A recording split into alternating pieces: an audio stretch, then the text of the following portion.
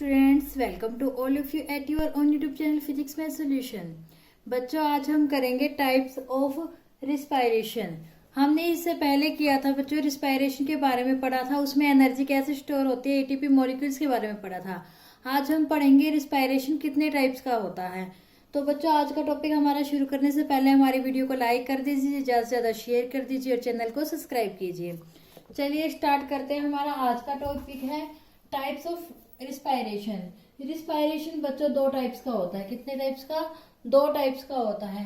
लेकिन रिस्पायरेशन के टाइप्स करने से पहले बच्चों हमें कुछ पॉइंट्स है जो पता होने चाहिए भी एक्चुअली में होते क्या है, तभी हमें क्या है और रिस्पायरेशन के टाइप्स को अच्छे से समझ पाएंगे हम। चलिए पहले हम करते हैं वो पॉइंट्स कौन से हैं जो पॉइंट्स हमारे रिस्पायरेशन के टाइप्स को करने से पहले जरूरी है समझने। पहला पॉइंट्स है वो, पहला होता है बच्चों ग्लूकोज। ग्लूकोज क्या होता है बच्चों? ग्लूकोज क्या फॉर्मूला होता है ग्लूकोज का? C6H12O6। याद रखना है बच्चों आप लोगों को ये सब। तो इसका मतलब इस ग्लूकोज में क्या होते हैं? 6 कार्बन एटम होते हैं। कितने होते हैं बच्चों? 6 कार्बन एटम होते हैं। ओके, और क्या होता है इसमें? ये एक सिंपल फूड है। क्या कहेंगे हम इसे? एक सिंपल फूड है। हमने कहीं पे भी ये पढ़ा है, फूड की ऑक्सीडेशन के बारे में पढ़ा है, तो हमने क्या पढ़ा है? ग्लूकोज की ऑक्सीडेशन होती है वहां पे, यही पढ़ा है ना हमने, ग्लूकोज की ऑक्सीडेशन होती है। तो ये क्या होता है? ये ऑक्सीडाइज होता है। फूड क्या होता है? ऑक्सीजन से रिएक्ट करता है। अभी मैंने आप लोगों को बताया ना कहाँ पर होता है, लेकिन ये सेल में होता है। कब होता है? During respiration. ड्यूरिंग रिस्पायरेशन के दौरान क्या होता है? ये ऑक्सीडाइज होता है। ओके बच्चों, ग्लूकोज के बारे में पता लग गया। सेकंड है, जब इन्होंने क्या होता है, जब ग्लूकोज की ऑक्सीडेशन होती है तो क्या होता है? Oxidation of glucose. Oxidation of glucose. तो ये क्या होता है बच्चों? ये पायरेट में कन्वर्ट हो जाता है। किस में? पायरेट में। यानी इसे हम पायूरिक एसिड भी बोल सकते हैं। क्या बोल सकते हैं इसे? पायूरिक एसिड। ओके बच्चों, उसके बाद इसको हमने क्या बोला है? इसको हमने पायूरेट भी बोला है। क्या बोला है बच्चों? पायूरेट। क्या बोलते हैं इसको? हम पायूरेट भी बोलते हैं। ओके, पायूरेट। और इस प्रोसेस को, जब ग्लूकोज की ऑक्सीडेशन होती है, इस प्रोसेस को हम बोलते क्या है? इसको बोलते हैं ग्लाइकोलिसिस। क्या बोलते हैं हम इसे? ग्लाइकोलिसिस। ओके, जो ग्लूकोज का ऑक्सीडेशन होता है इससे क्या बनता है? इससे पायूरेट बनता है और इस प्रोसेस को हम बोलते हैं ग्लाइकोलिसिस। और ये कहां पर होती है बच्चों? ये प्रोसेस होती है साइटोप्लाज्मा में। किसमें? साइटोप्लाज्मा। कहां पे होती है? साइटोप्लाज्मा में। माइटोकॉन्ड्रिया में नहीं होती है। किसमें नहीं होती? माइटोकॉन्ड्रिया में नहीं होती, साइटोप्लाज्मा में होती है ये प्रोसेस। और इस वाली प्रोसेस में आगे इन्होंने क्या कहा है? इसमें 1 मॉलिक्यूल ऑफ ग्लूकोज, जो ग्लूकोज का 1 मॉलिक्यूल है, हमने ग्लूकोज की ऑक्सीडेशन हो रही है ना यहाँ पे, जो 1 मॉलिक्यूल ऑफ ग्लूकोज है, 1 मॉलिक्यूल ऑफ ग्लूकोज किसमें कन्वर्ट होता है बच्चों?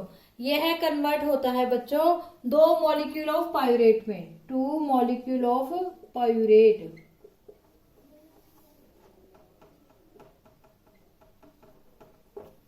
जो 1 मॉलिक्यूल ऑफ ग्लूकोज के ऑक्सीडेशन से आप लोगों को क्या मिलते हैं? 2 मॉलिक्यूल ऑफ पायूरेट। अब लेकिन हमने जो ये पायूरेट पढ़ा है, ये पायूरेट होता क्या है इसके बारे में भी एग्जैक्ट पता होना चाहिए ना क्या होता है। चलिए अब हम नंबर 3 में यही पढ़ेंगे भी पायूरेट होता क्या है।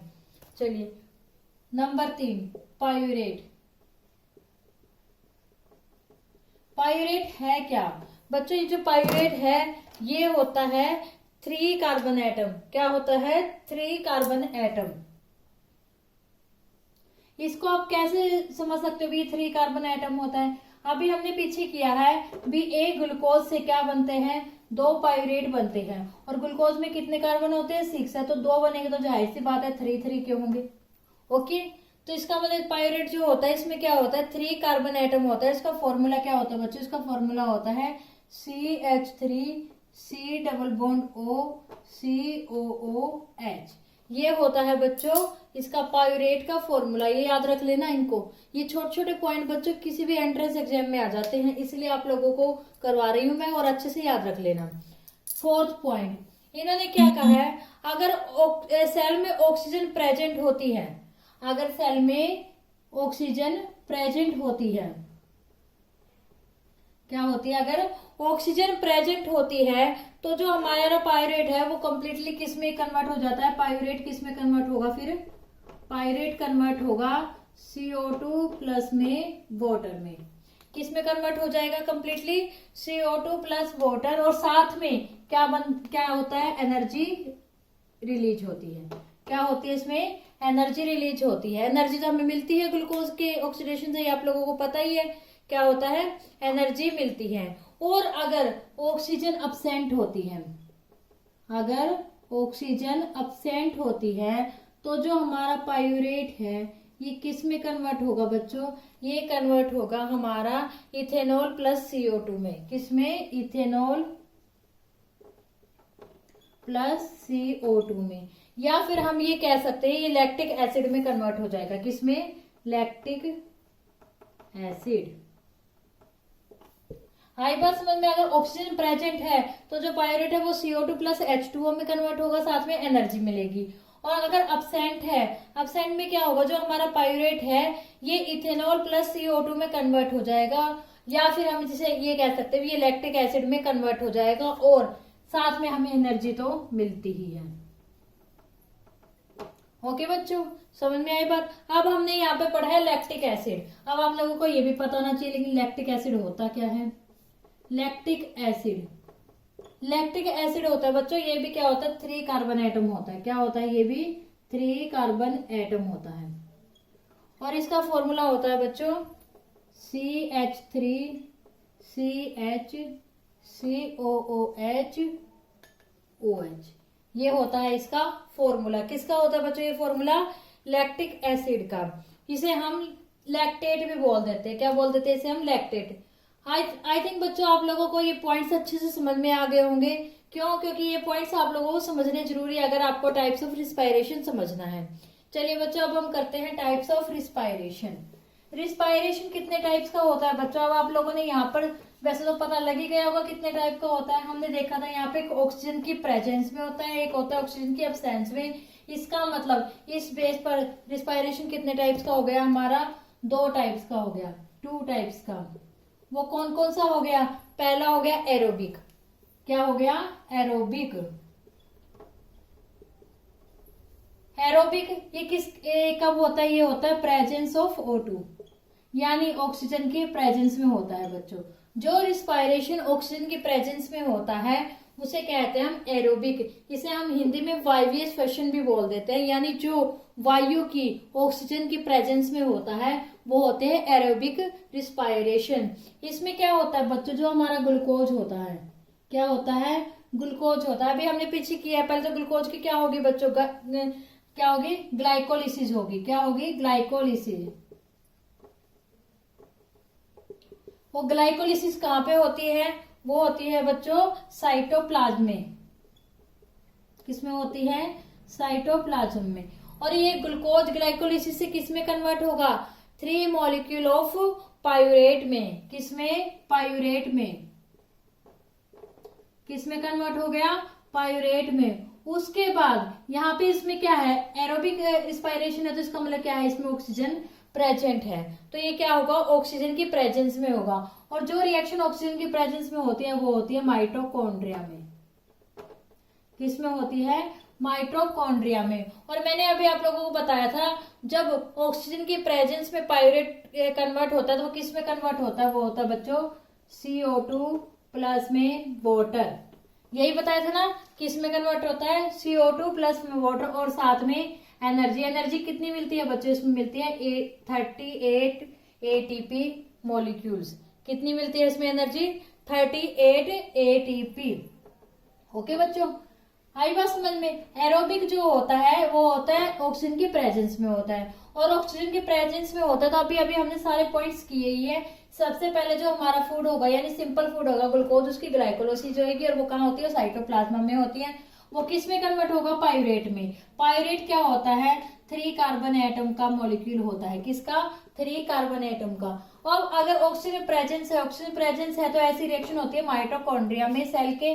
तो ये जो माइटोकॉन्ड्रिया में रिएक्शन होगी तो ऑक्सीजन की प्रेजेंस में होगी, तो जो हमारा जो पायूरेट है ये कंप्लीटली CO2 और H2O में कन्वर्ट हो जाएगा और साथ में हमें क्या मिल जाएगी, एनर्जी मिल जाएगी। ओके बच्चों, इस प्रकार का रिस्पायरेशन जो ऑर्गेनिजम्स करते हैं, ये बात ध्यान रखना, they can not live without oxygen.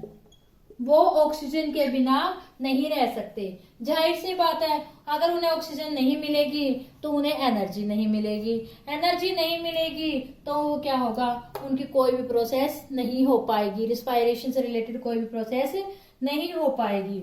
Okay बच्चों, यानी वो फूड भी लेंगे उसका भी कोई फायदा नहीं है जब ऑक्सीजन ही नहीं मिल रही। चलिए बच्चों, सेकंड पॉइंट है हमारा एनारोबिक। क्या कहेंगे हम, एनारोबिक।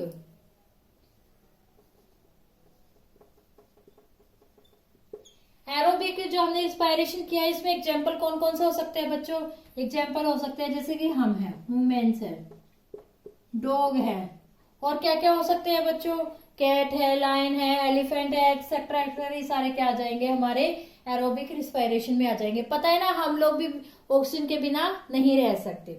चलिए, एनारोबिक रिस्पायरेशन। एनारोबिक रिस्पायरेशन क्या होता है, जो ऑक्सीजन की एब्सेंस में होता है, ऐसा रिस्पायरेशन जो ऑक्सीजन की एब्सेंस में होता है। और इसमें एग्जाम्पल क्या ले सकते हो आप, ले सकते हो ईस्ट। क्या ले सकते हो, ईस्ट। कुछ बैक्टीरियाज भी होते हैं ऐसे जो एनारोबिक रिस्पायरेशन करते हैं। ओके बच्चों, अब इससे जो ये वाला रिस्पायरेशन है ये एब्सेंस में हो रहा है, तो इसमें पायरेट मॉलिक्यूल था, वो किस में कन्वर्ट होगा बच्चों, अभी अभी हमने किया है, बताओ किस में कन्वर्ट होगा, वो होगा बच्चों इथेनॉल और कार्बन डाइऑक्साइड में। किया था ना, या फिर हम जिसे लैक्टिक एसिड भी बोला था हमने। आई बात समझ में, इसका मतलब इसमें क्या होगा, जो ग्लूकोज है, पहले तो इसकी ग्लाइकोलिसिस हो गई, किसमें होती है ये, साइटोप्लाज्मा में, तो ये किस में कन्वर्ट हो गया, ये हो गया बच्चों पायूरेट में कन्वर्ट। लेकिन अब क्या है, अब्सेंस है, क्या अब्सेंट है, ऑक्सीजन अब्सेंट है, ऑक्सीजन अब्सेंट है, तो क्या होगा, अब्सेंट जो ऑक्सीजन होते हैं तो वो उसमें क्या होता है, उसमें एक तरह से फर्मेंटेशन रिएक्शन हो जाती है, फर्मेंटेशन बोलते हैं जिसे। तो इसमें ये क्या किस में कन्वर्ट होगा, C2H5OH, ये होता है बच्चों इथेनॉल का फॉर्मूला। किसका फॉर्मूला होता है ये, इथेनॉल का फॉर्मूला। और साथ में मैंने आप लोगों को क्या बताया था, साथ में कार्बन डाइऑक्साइड मिलेगी, कार्बन डाइऑक्साइड होगी, और साथ में क्या मिलेगा बच्चों, एनर्जी मिलेगी। एनर्जी कितनी मिलेगी इसमें, इसमें बच्चों सिर्फ 2 ATP ही मिलेगी, एनर्जी बहुत ही कम होती है इस केस में। ओके, इसका मतलब एक मॉलिक्यूल जो ग्लूकोज होगा उससे सिर्फ और सिर्फ 2 ATP क्या मिलेगी, एनर्जी मिलेगी। और इसमें क्या था, एक मॉलिक्यूल ग्लूकोज से कितनी मिल रही थी, 38 ATP एनर्जी मिल रही थी। अब ये इस प्रकार का रिस्पायरेशन जो ऑर्गेनिज्म करते हैं, फॉर एग्जाम्पल ईस्ट है, ये क्या कर सकते हैं, they can live without oxygen. ये ऑक्सीजन के बिना भी क्या कर सकते हैं, रह सकते हैं। आई बात समझ में बच्चों, अभी हमने यही किया था ना, जब ऑक्सीजन की प्रेजेंस में हो तो CO2 और H2O में कन्वर्ट हुआ था हमारा पायरेट मॉलिक्यूल, और जब एब्सेंट थी ऑक्सीजन तो ये किस में कन्वर्ट हुआ था, ये इथेनॉल प्लस में CO2 में हुआ था कन्वर्ट। तो बच्चों, आई होप आप लोगों को आज का हमारा टॉपिक बहुत अच्छे समझ में आ गया होगा, टाइप्स ऑफ रिस्पायरेशन। इसमें बच्चों जो हमने पहले पॉइंट किया ना वो भी बहुत अच्छे से कर लेना, उसी के बाद आप लोगों को ये रिस्पायरेशन के टाइप समझ में आएंगे।